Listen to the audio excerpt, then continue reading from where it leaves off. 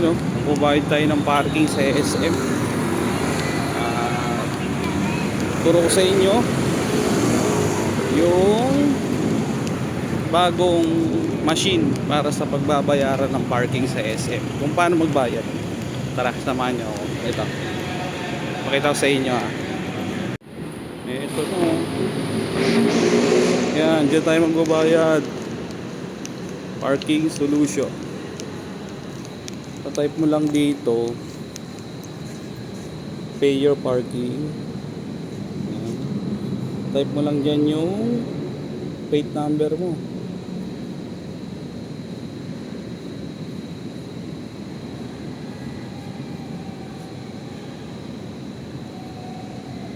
Bayad ka 60 pesos.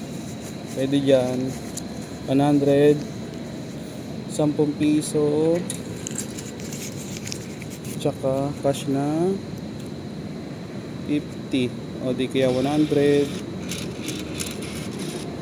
Uy. Yan. Tayo mo, lalabas din yung resibo. Ayun o. Perfect. Okay na. Ganun lang kasimple. Yun na no, yung bagong babayad sa parking dito sa SM Mora. Kaya yun nilagay kasi hindi na sila nagbibigay ng ticket. So pagpapasok ka ng parking, yun na, hindi ka na bibigyan ng ticket. Ka-captured na lang yung plate number mo. Tapos mag-o-open na yung nila, yung harang. So yun na, pasok ka na.